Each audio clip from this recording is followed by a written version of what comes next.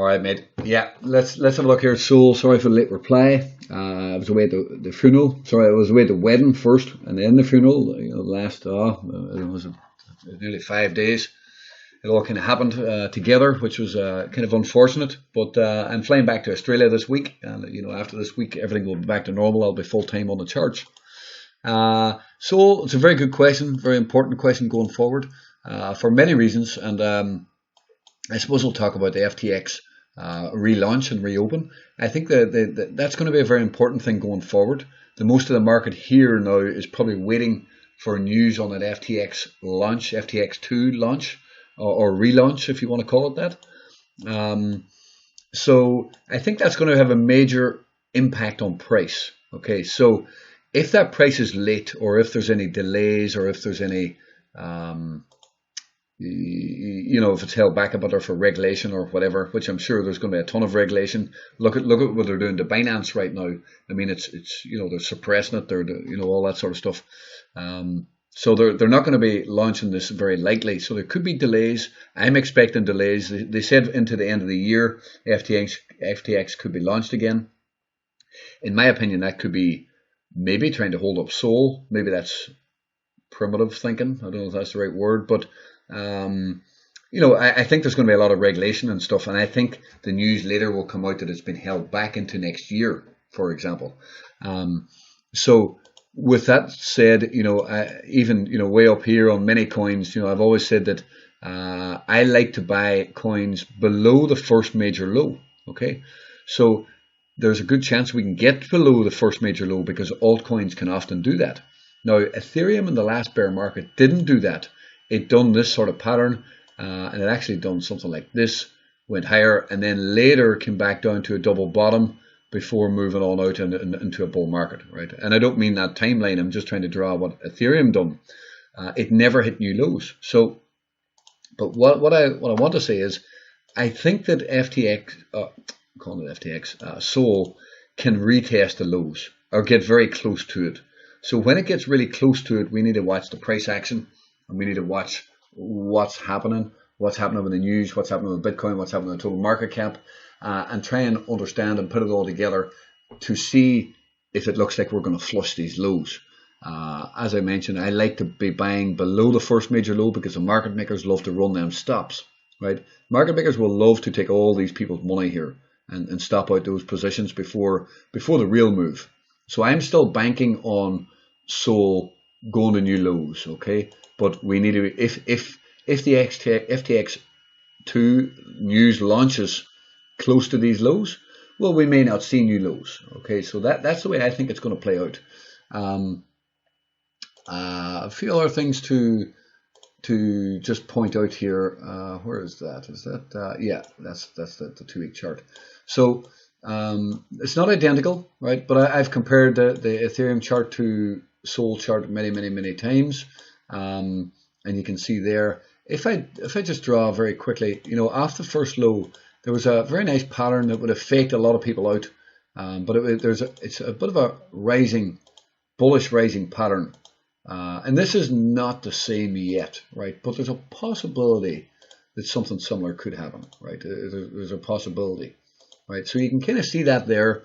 It did fake out here. Didn't really fake out there, I suppose, but there is something similar here. So I'm watching this pattern. If we do come back up, right, if we start to see strength on a new 2-week or maybe a new night, there's a new 9-week candle in 6 days time, and which is also a new 2-week candle. So it's going to be extremely important for the market. So we need to see, is there enough money in the market to bring this back up in here? If there is, it could give us a pump up higher, right? And then, you know, I expect price to come back down to test the lows.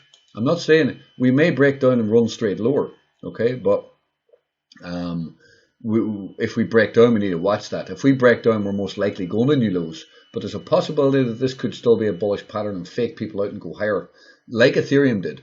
You know, Ethereum kind of held up in this pattern before breaking up and then coming back down. But I still think that there's going to be a chance to be buying here, either just above this low or below this low. So I don't like to accumulate Sol here. I don't think it's the safest point. more novice people will be see this breakout here. It's a filled breakout, but more novice people will be thinking that's a breakout, and they want to be buying SOL up here, and then they're left holding the bag again, and then they probably sell when it hits new lows here, when possibly they could be adding to their price or something, But what I'm saying, that they'll panic sell it, and it'll not be the right decision maybe again. So they bought high and sold low, but in the bear market, you just need to understand the patterns. You need to understand how long these bear markets can take. And unfortunately, they're very frustrating, especially in crypto and low liquidity assets. There's many other assets I could show you. Uranium asset, like I used to trade uranium, and let me just see this now. Maybe I'm getting rambling on here. Maybe I shouldn't start this, but here's another example, like PDN. We used to trade this, coming back here, or up here, and my mate accumulated down here. Maybe I didn't trade this, maybe I didn't buy this one, maybe this is too early, I forget now. This 2004, yeah, maybe that's about too early for me even. But I used to buy uranium stocks, but my mate accumulated down here, right? But there was actually a stock split on what do you call it? Anyway, so he accumulated down here, but he still lost all his money because they took all the shareholders' money and and I forget the words, the term. They went through a bankruptcy, a Chapter 11 bankruptcy down here. So it looks like, okay, I would have made a fortune of money down here, because that's a 10x move. I'm getting sidetracked now here. I shouldn't be talking about all this intricate stuff. But right from the very lows, I think it was almost a 10x or a 20x. There's 17x, maybe 17x. But you can see here how long this takes. Look how long this takes. The beauty about it in crypto is that the companies will probably not go bankrupt. They'll probably get delisted long before that. But what I'm saying is my mates and all, some of my mates accumulated some down here, but they still lost their money because of the bankruptcy and all that sort of stuff. But this is a 2-week chart. Maybe if I bring you back to a weekly chart, let's go to a weekly chart here. This is a total. See, this is stocks. It's totally different. But what I'm just saying is, in low liquidity assets, you can see how long it can take. Right? We dropped down here, but this was already an old chart. We already had the white 100, so it's completely different in structure. Moving averages are completely different as well. So don't really mind that. But I just wanted to show you again, when you start breaking out above the moving averages, you get the big moves. The basis, what I'm talking about, it can run on for a long time before you get that move, and that's important, and that's what a lot of people don't, or it's what people underestimate. Obviously, hopefully, crypto doesn't run on that long. This is stocks. This is uranium. Uranium was suppressed for years, by the World Council, by the governments, because of Fukushima. But crypto is kind of getting suppressed, and I have no idea how long it's going to take. But we have to think in the next year there's going to be different people elected in America. Bitcoin ETF, all these things will promote crypto and Bitcoin. So sorry, but I'm getting a bit sidetracked there.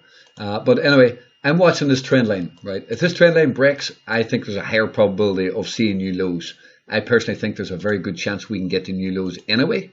But if FTX launches somewhere down close to the lows, right, we need to be watching and be very careful. That'll be a 20% pump on that day probably. But if FTX launches down here close to the lows, we may not see new lows. So that's a big news event, and it really could move price. But personally, according to the chart, according to the market makers, according to the structure, according to the steepness of the drop, according to the moving averages, I would say there's a high probability we can see new lows at some point.